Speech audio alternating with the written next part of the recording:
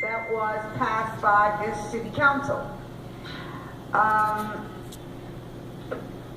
I was quite surprised, since during the course of our hearings and during the course of over a year that I worked with the immediate community to the Hampden Rotunda site. The Rotunda site is under development to be mega, and it's surrounded by 2-story row house lots that are up near 40th Street, West 40th Street, across from Keswick Home. And gee whiz, it was tough. There were a lot of testifiers, pro and con. It's been very public meeting in the community, because I've been twice to the Hampden Community Council. We've had a petition circulated by volunteers on every single block that was proposed for being in this plan, and if they didn't get 60% approval, they came out of the plan. So, for example, all of Roland Avenue came out of the plan for that reason. Then we came here, we had a long hearing, we got all kinds of emails, and very kindly paid attention to both sides and voted it out of committee, voted it on second reader, voted it on third reader. Nothing yet from the second floor. And then a week ago, Friday, I was invited to a meeting with the mayor and the parking authority director. Oh, I brought his report to the committee with me today. It says, I am here in reporting on Council Bill 14397, introduced by Councilmember Mary Pat Clarke.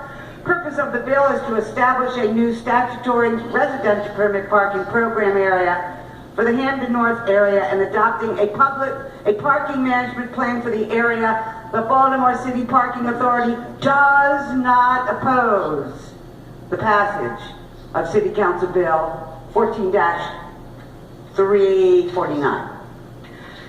Well, he did a week ago Friday, behind shut doors. He was like a tiger about it. Write a longer letter. Say it like an amendment. This is what is in the file. There was no agency that voted against it. There was no agency asked to report that reported anything except it didn't oppose it. It's legally sufficient. And so, I find it a strange thing to veto. I mean, usually you have like big citywide things that everybody's angsting about to veto, like cameras for the police. And we heard today, we're going to get them after all. Ban on plastic bags, not enough time. We've spent over a year and a half in meetings discussing this program. It began at I'm sorry, but I'm almost done. It began when the Rotunda developers began having task force meetings that described the 385 apartments and all the other new restaurants they were bringing into this very site, 11 acres, up cheek to jowl with a 2-story row house neighborhood. And so basically, people at those meetings from the neighborhood said, gee whiz, we need to extend residential permit parking. They already have it. It just doesn't cover night times and weekends. So this isn't like new, it's an expansion of something that's been there for years. They have 7 to 7, weekdays only there, in most of the blocks in this plan. No, half of the blocks included in this plan. So ladies and gentlemen, 2 things. I haven't talked to anybody really about override.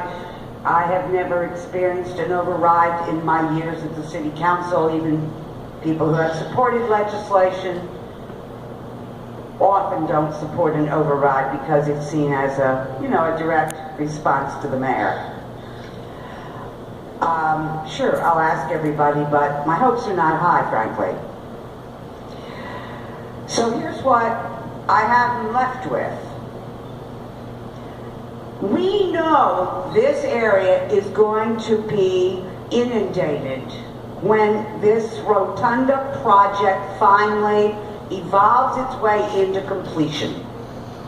As that happens, it will be evident to even the most dubious and doubtful of the mayor's advisors that we got a problem.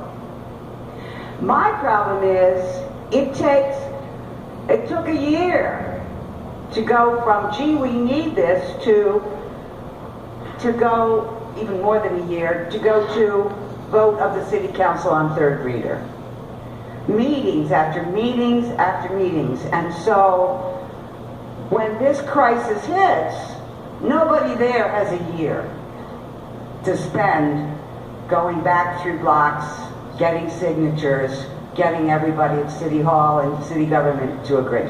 So, I am kindly invited now, thanks to my colleague who sits on that board, to go to the Parking Authority Board to say to them, okay, you wrote this, said that, and now I've got people who have no hope. Therefore, it is the mayor's and the parking authority's responsibility.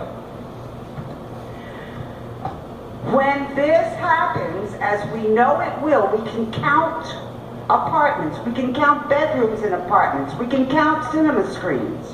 We know. To turn this project around on a dime with an administrative order for a 6-week pilot for RPP in this area when this happens. I'm not introducing other legislation so that we can waste another year.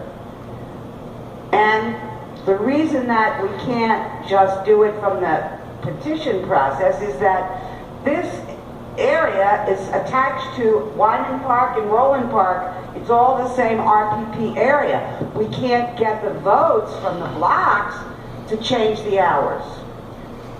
That we got to split the area to do what we're doing, which is really why we had legislation in the first place. That was a lot of talk about a year and a half of effort on the part of a lot of people, a lot of meetings with Hampden Community, 2 with Hampden Community Council, 1 with Hampden Village Merchants, lots and lots of meetings about the issue. Always open to whoever wanted to come.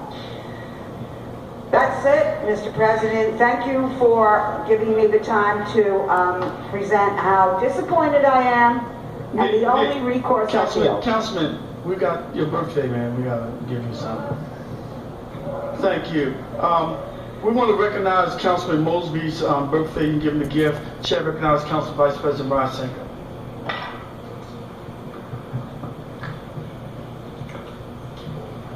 Mr. President, members of the council, the next meeting of the City Council will be held on Monday, March the 23rd at 5 p.m. in the council chambers. Thank you. There being no further business, this concludes the 85th meeting of the 71st term of the Baltimore City Council.